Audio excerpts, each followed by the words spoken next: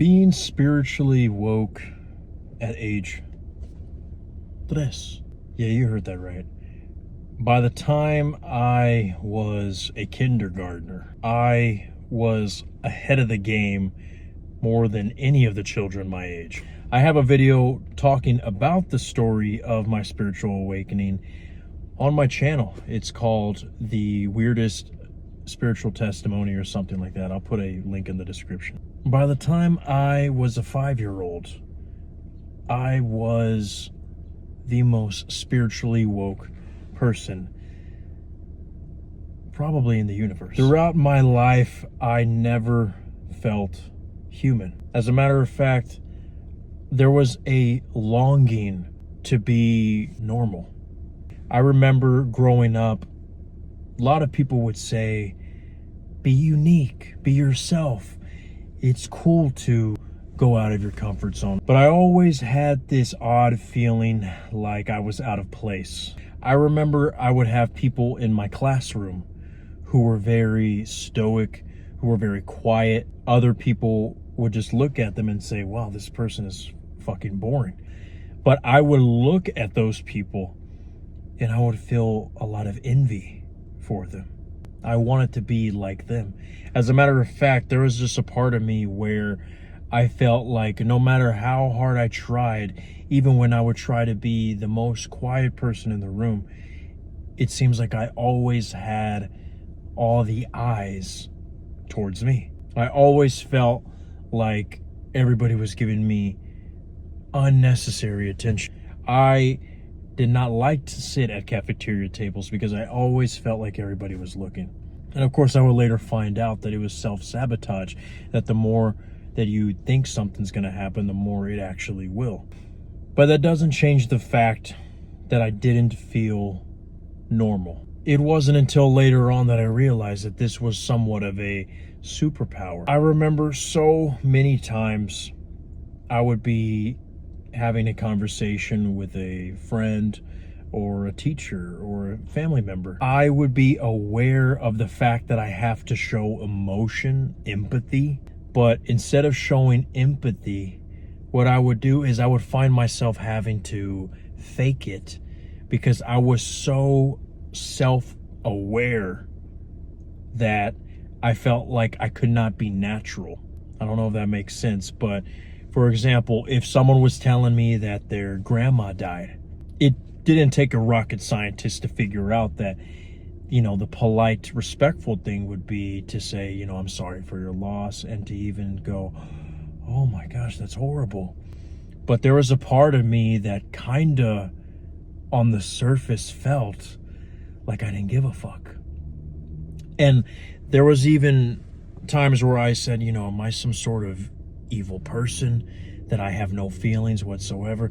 But you see, if you go to my video where I talk about being spiritually aware and how it occurred, I was able to separate myself from my emotions, from my thoughts since the very beginning. The consequence of that is, especially since I didn't know how to counteract that, how I didn't know how to manage that, how I didn't even come across non-duality until I was in my 30s. Hence the reason why I strived for normality.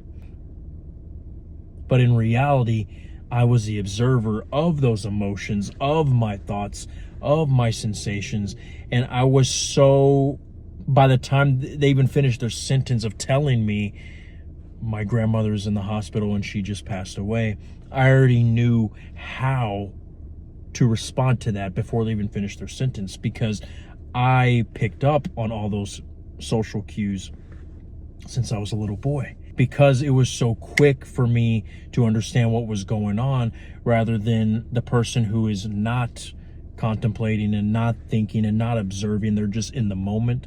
They're being natural. They're in the body rather than being the observer. They allow everything to happen to them rather than me happening to the world. When you realize that you are not your mind, that you are not your body, you are able to separate yourself from the human person, from the entity that we all know as the ego, this human being version, avatar of ourselves that walks here. I grew up with this fear that I was going to become something dark, something evil, because I was really self-aware, not just of, my thoughts and my emotions, but I was judging myself of the way I was reacting to things. And you would think that one person who didn't like the way that they were responding to a certain situation would look at it and go, okay, well, if I don't like it, I can just fix it since I'm aware of it.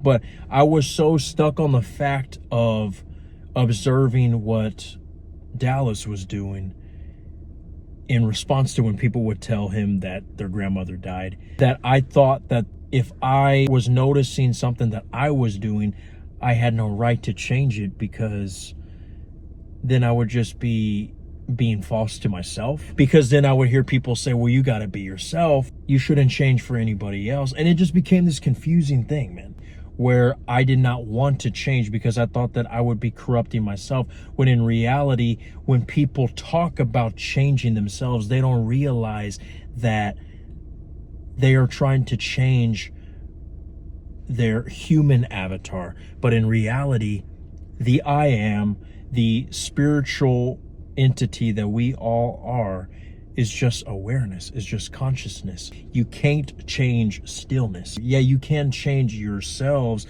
if you're talking about the personality, the character that we all play here on earth.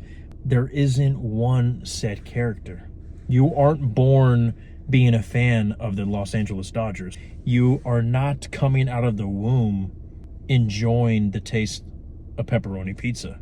You acquire these desires over time when you start walking as this character that you believe that you are.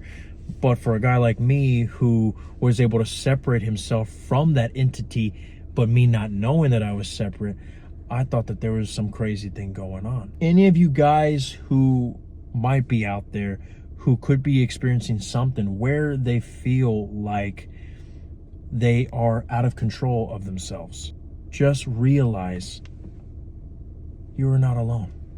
You are love, perfection. You are all that is. You are the only one that exists in your reality. If you're stillness, nothing can corrupt you. Nothing can truly change you. Yes, you can change your personality. Yes, you can change your characteristics, but your true self, your true higher self, is one that does not base himself on the attributes of your career, that is not judged by the desires that we live here in the flesh. You are eternity. You are perfection. You were stillness before you came out of the womb, before you were fearfully and wonderfully made.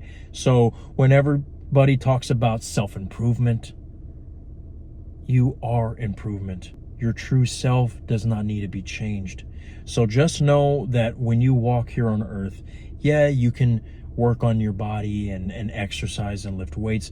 Yes, you can sort of work on your social skills, but just be aware that it's all part of the game that we play here on life. But in reality, it's not going to matter once we are dead, when we go back to our home, which is true perfection, which is source, which is God material, and live in the peace that there is ultimately nothing that you truly need to change. This video was just on my mind because non-duality is something that means a lot to me, and I didn't even know that it was something that meant a lot to me, that resonated deep within, until I realized that it was something that I was experiencing before I even hit puberty. That's why it is the spiritual practice that I hold so dearest to my heart, because it is the gospel of me recognizing that there isn't anything wrong with me, that we are all one, that we are all perfect, that we are one with the Father. Just live in the peace of your perfection. I am Neil Larthos. This is all that the I Am Awareness had to say. And I know you're going to be okay.